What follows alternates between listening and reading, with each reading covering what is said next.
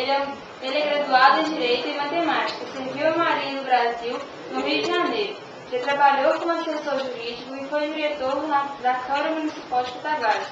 Foi classista na Justiça do Trabalho e trabalhou na Energisa no setor de informática. Hoje ele é procurador do município e vai nos contar sobre as leis que regem nossa cidade e sobre sua história de vida. Como vai, seu filho? Tudo bem? Onde o senhor nasceu?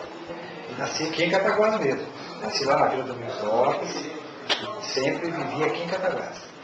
Como foi sua infância? A minha infância foi, hoje, olhando a infância de vocês, eu considero a minha infância muito privilegiada. Eu fui um moleque de rua. A gente estudava, mas vivia na rua. Conte para nós uma história engraçada de sua infância. Da minha infância, vamos lá. A gente vivia, fomos criados à beirada do rio Meapadaca.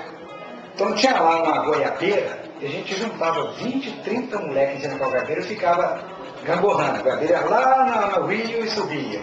Ia lá no rio e subia. Até que um dia ela quebrou. Foram os 20 todos dentro do rio. Foi a coisa mais engraçada da minha infância. Na adolescência saía muito? Saía bastante.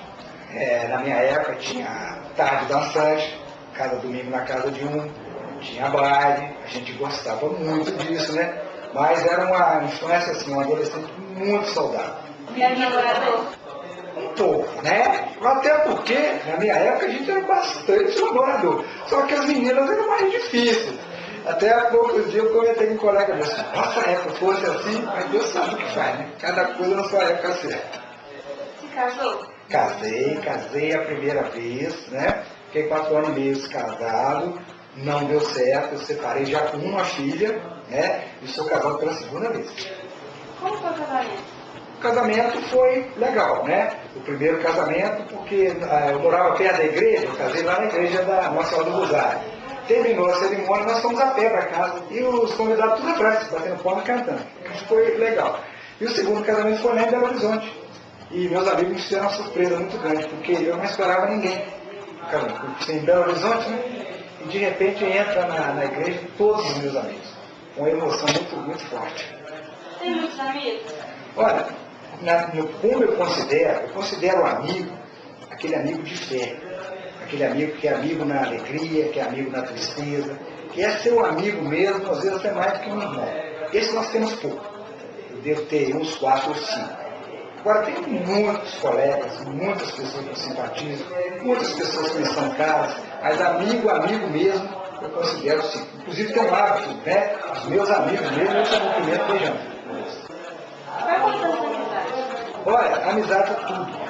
Porque o que a gente leva dessa vida é uma amizade sincera, uma amizade boa. A gente leva daqui. O resto fica tudo aqui. Mas a amizade, o carinho, é por isso que eu acho importante a gente cultivar o verdadeiro amigo. Porque eu tenho certeza que nós vamos encontrar com ele pela eternidade. Tem alguma história da época de faculdade? Tem.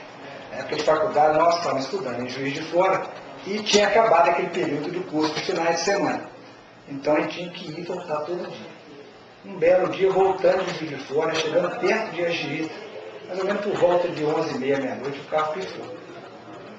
E eu, como sempre gostei de correr, de caminhar, eu fui correndo de Anchieta até Leopoldina buscar socorro. Só que no outro dia que eu fui notar que se eu tivesse ido a Anchieta, estava muito mais perto que Leopoldina. Mas foi uma gozação só de toda a coisa.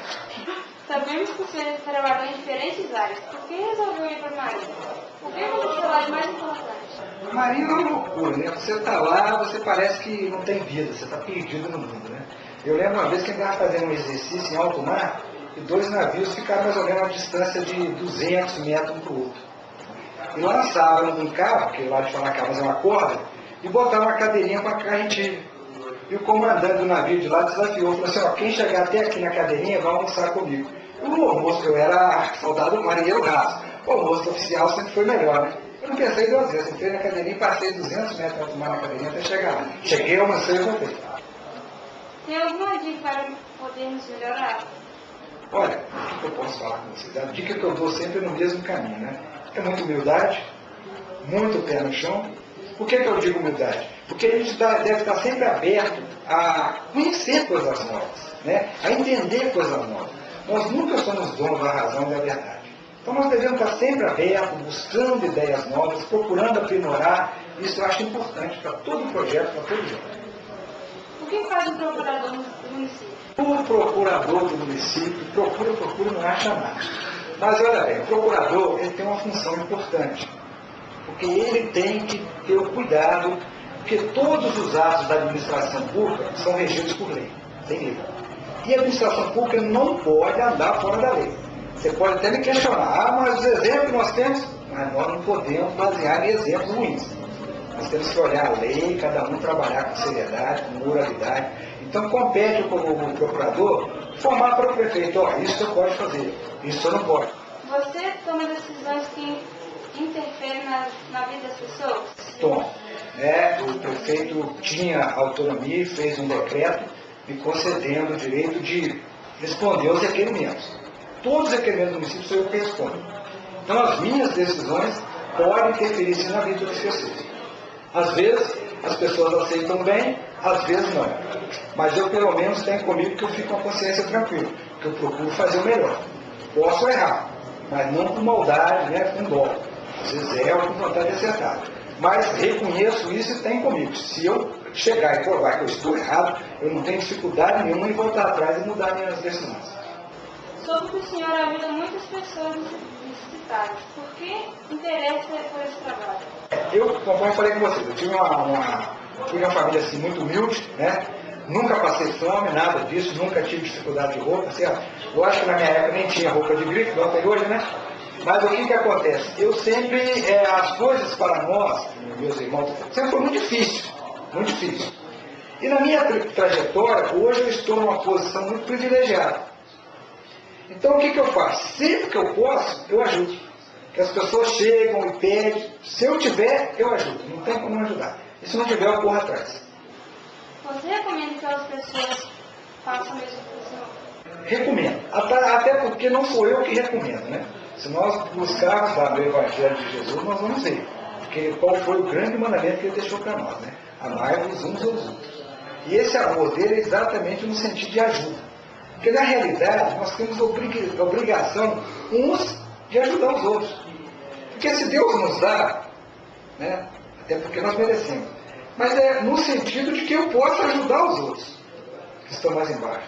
Então acho que toda pessoa deve procurar ajudar, porque a caridade sem condicionante, a caridade espontânea, é realmente que eleva o espírito, que eleva a pessoa como verdadeiro cristão. Gostaria de deixar um recado para os que assistiram nosso vídeo. Olha, para os que assistem o nosso vídeo, né? Eu gostaria de deixar a seguinte mensagem. Para a gente usar a comunicação com toda a força, com todos os recursos, mas para a gente poder peneirar o que nós estamos usando na comunicação.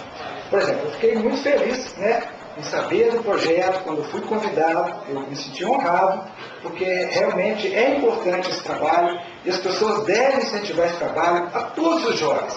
Porque só com trabalhos, programas tipo esse, é que nós vamos poder ter um homem ideal no futuro bem próximo.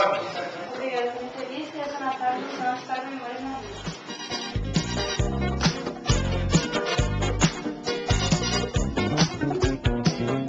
Uma luz azul me guia, com a firmeza e os lampejos do farol.